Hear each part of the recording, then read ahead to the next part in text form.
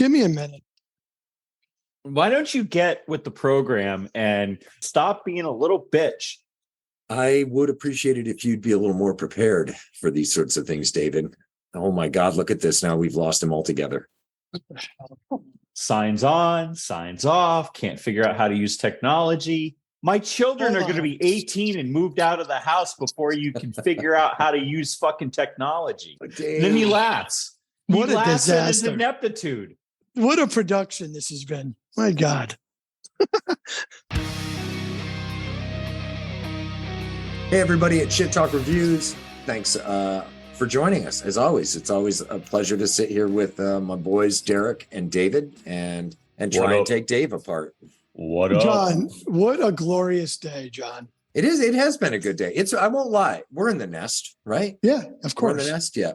It's been a not great week, but today has been a pretty good day. Today started out rough, but the finale has been very good so far. Yeah, we had the pleasure. Sorry, Derek. We had the pleasure of a conversation with Eric Morgan, and we're going to be posting that a few days after this goes up. Hopefully this Sunday, the good Lord willing. What are we talking about today? So today we are talking about the band Currents and their latest album release called The Death We Seek. I hope you guys like it.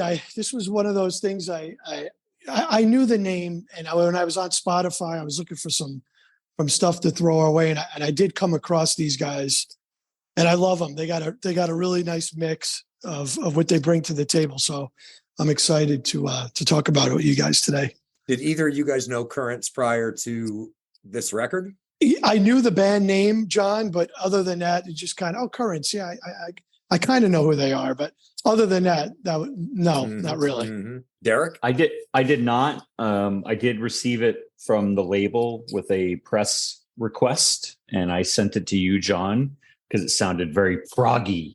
And we know that your nipples get a little bit hard. They do when it comes to prog. And I decided to send it to you. What was interesting is that Dave, who loves Van Halen, decided to pick a prog band to bring to the table. So great curveball. I liked it. Yeah, it was a good find. I really enjoyed the album, but just a little bit about the band. From Fairfield, Connecticut. They formed in 2011. Had some lineup changes, but the current lineup is Brian Will on vocals, Chris Wiseman on lead guitar, Ryan Castalde rhythm guitar, Matt Young on drums, and Christian Pagularin on bass. This is the third album. Their first one came out in 2017. The follow-up to that was in 2020, The Way It Ends. And here we are today talking about The Death We Seek. What came at me originally, and really was the components of the band. They were heavy when they needed to be. They were subtle at other points in the song when they needed to be. At times, I heard maybe a few things that could be commercial and hear on the radio, the arrangements and all that stuff. And I'm sure we'll get into this, but that said, hey, you know what? I bet you Derek and John are going to like this. Can we just take a hot second, and acknowledge the font of Currents information that David has? Can you see that? No, I can't see it, but you just like went ripping down this incredibly comprehensive list. I feel I grew up with the guys. Yeah, right. Listen, there's one thing I do. Even if you guys throw a band at me that I'd never heard of in my life, I always do my research. I have respect for all the bands we talked about. And it would be disrespectful if I came on these podcasts and didn't know what I was talking about. And so that I take pride in that. Well, the amount of respect that you show is frankly refreshing, because I don't see it any other time. So. But yeah, let's get into it. I don't know who wants. John, why don't you start? I'll be honest, since we've agreed that we're in the nest here. This week has been a fairly shitty week. Now, I've been listening to this record a lot, as I do all the records we talk about. And I had this moment of clarity hit me earlier this morning. And I think my experience with this record all week, even though, yes, the album has dynamics and goes, it's got its calm sections, clean sections, and then, really aggro parts where it comes at you like a freight train. Yeah. So the album definitely has dynamics, but over the course of the week while listening to the record, it really it kind of felt like I opened up a fire hose full blast at my face. But I listened to it again this morning. Today's been a different kind of day for me. And I had this like revelation. I heard it with totally fresh ears. And there's a tremendous amount that I really like about the record. But my point in all that is to say that the headspace that you're in when you listen to stuff or watch a movie or have an experience can totally skew how you receive that information. And that is what happened to me with this record. And that's not to say I didn't like the record. I liked it quite a bit, but I heard it through different ears today and it got even better. Interesting. Very nice. Yeah, it seemed a lot more nuanced to me today than it did over the weekend through Thursday, whatever. So it was just one of those eye-opening things, and a reminder that Very nice. that things can change the way you take information in. On that front, I had a similar experience. Max Cavalera put out 2 reissues of early Sepultura work last week that I've been banging on. I love it. I love Max.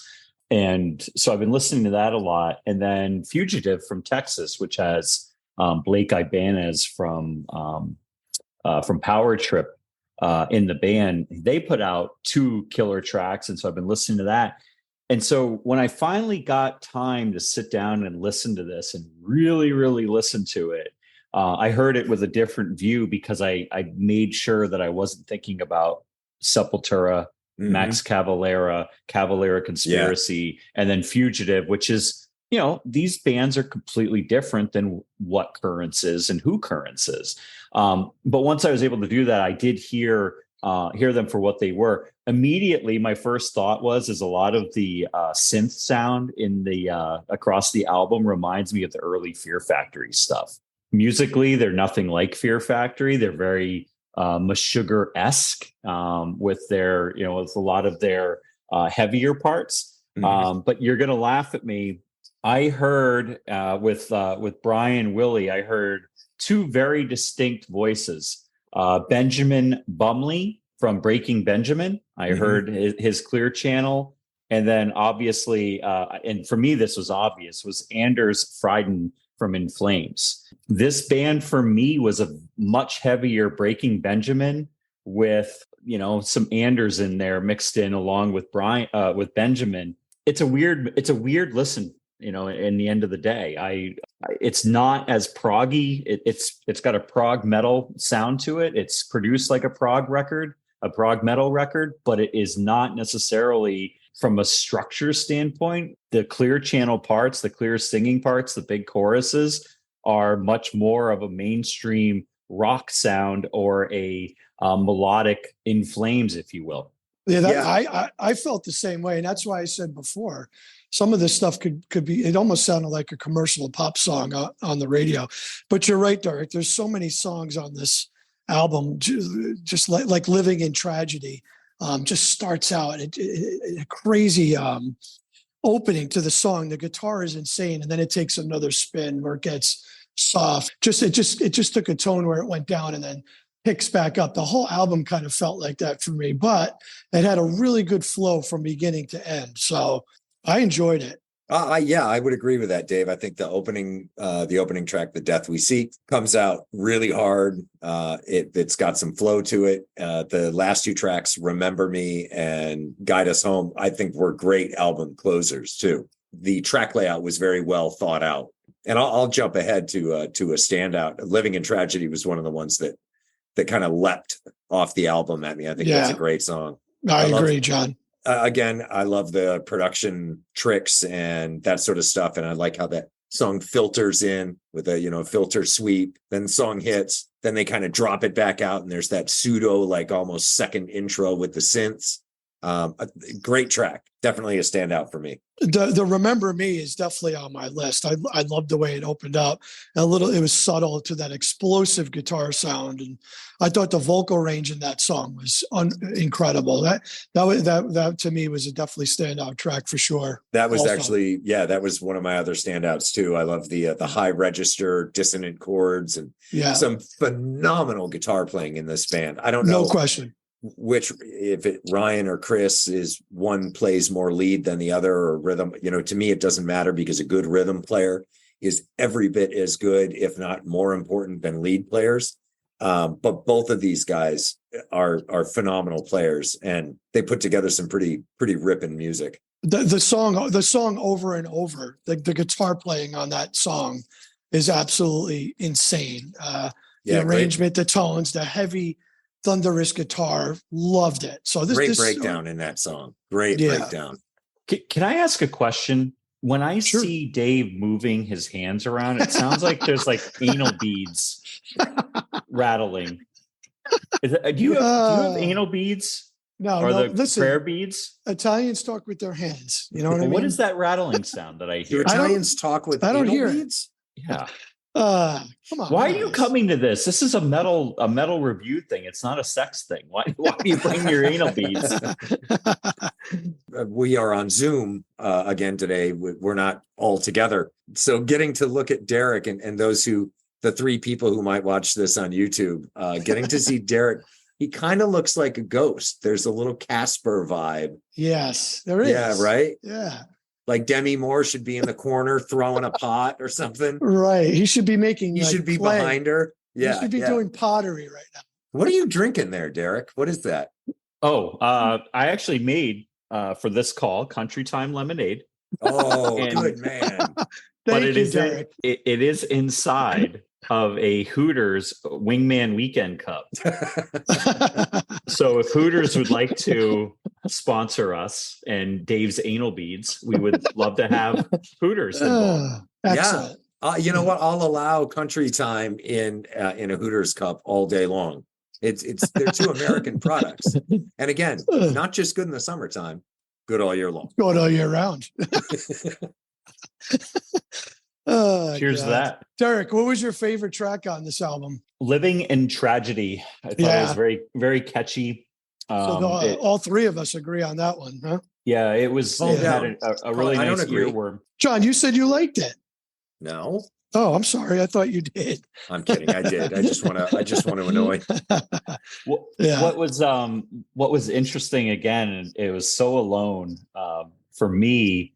It sounded, and again, I don't know why. Maybe it's a mental block.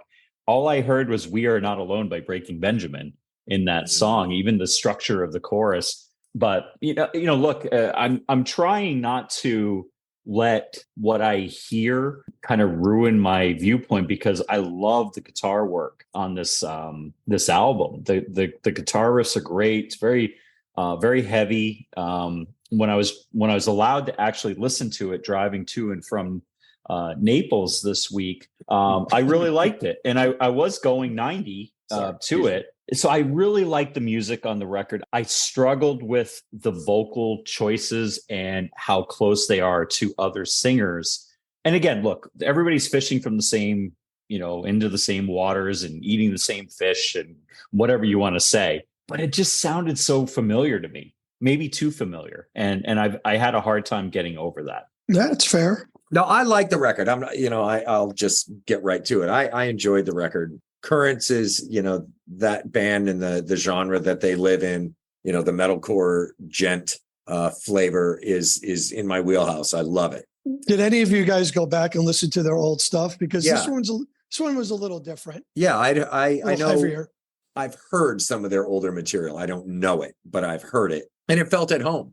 So I knew I was going to enjoy it before I heard or studied this record, rather. Yeah, I went back and listened to their previous stuff, and this one was, to me, it was more heavier, more metal, but I enjoyed it. Great players in this band, though, and Brian can sing. I think the fact that he brings those cleans along with the growls and screams, is evidence of that.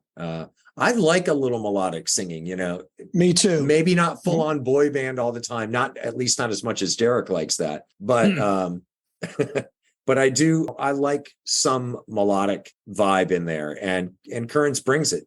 They're a nice balance of just crusher, heavy, nasty shit and clean, like I said, where there's gives you a chance to breathe and relax a little bit before the train backs up over you again. Yeah, I agree, John. The arrangements were good. I mean, from the hard, heavy lyrics to the melodic, it flowed for me. It was in a lot of the songs too. It wasn't just one or two. Most of it was that way. But again, the way it worked out. Well, Do can we we wanna jump ahead and grade this? score this? Yeah. Derek, go first. He never goes first, ever. I never do, because you're a narcissist and you always have to go first. That's not true. You're very self-centered, but that's Says okay. the narcissist. Yeah, it's absolutely true, Dave. I'm sorry. Look, I brought up Fear Factory. I like them. I brought up Breaking Benjamin. I kind of like them. They have a couple songs here and there. I brought up In Flames. I like them. I brought up Meshuggah. Well, we all like Meshuggah. So with that being said, I'm going to give them a 7.5 because I like all those bands. I heard them mixed in here, and they are incredibly talented.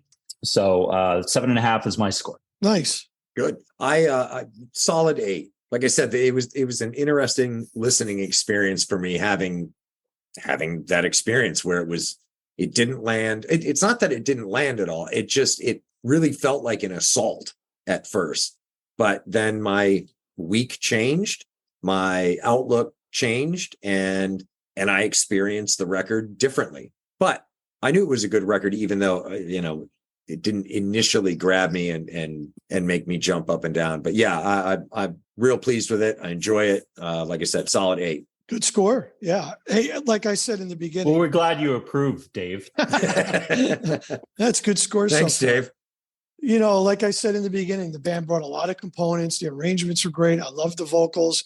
The guitar playing was killer. The melodies, the melodics, I liked it all. So I did have a song, Unfamiliar, Remember Me, Living in Tragedy, So Alone were my standout tracks. There was only a few that I didn't particularly care for. But overall, it could range from a 7.5 to an 8, but I'll give it an 8. I think an 8's a good score for this album. Do I look like Casper the Friendly Ghost or the Unfriendly Ghost? I think it's unfriendly. It's sort of like a Casper the Marginal Ghost. Yeah, it's weird. You look It's very, like- you look very unhealthy. I have a lot of. Well, thank you for that. I have a lot of dandruff Tasty? on this side. Yeah, it's weird. Dandruff Somebody needs to or cocaine. Look at all the cocaine on my shoulder. somebody needs to get out the Photoshop machine and put either Demi Moore or, of course, Patrick Swayze behind Derek. Well, I'm glad you guys liked it. It's good. It's just it's like I said, it's never easy to please you two, but I had a feeling you guys were going to like this because it had a little bit of everything. Well, it's easy to please us with music. It's just everything else that you bring that's difficult. Very difficult. Thank you. You are literally. It's like working with a Muppet.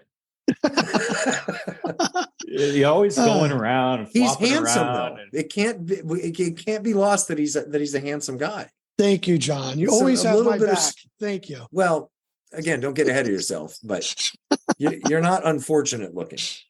Thank you, John. Hi-ho, it's David the Annoying Frog. Hey, listen, All right. if it makes you feel good to pick on me, have at it. You know what I mean? It does. Especially with the week we've all had. Seeing you, it's instantaneous. Like, oh, it's a dartboard. Wow. Thank Love you, it. Derek. Yeah. You're welcome. All right. Well, next week, we're going to talk about an album that has not yet been released. We are going to talk about Spirit Adrift, Ghost at the Gallows, which is, it's good. Sorry, I can't say that, but I can't say it to you. I can say it to you guys. Plug your ears for a minute to anybody. Say who's it to your listening. mom. Say it to your Good. mom. She's Yeah, listening. my mom and or my sister.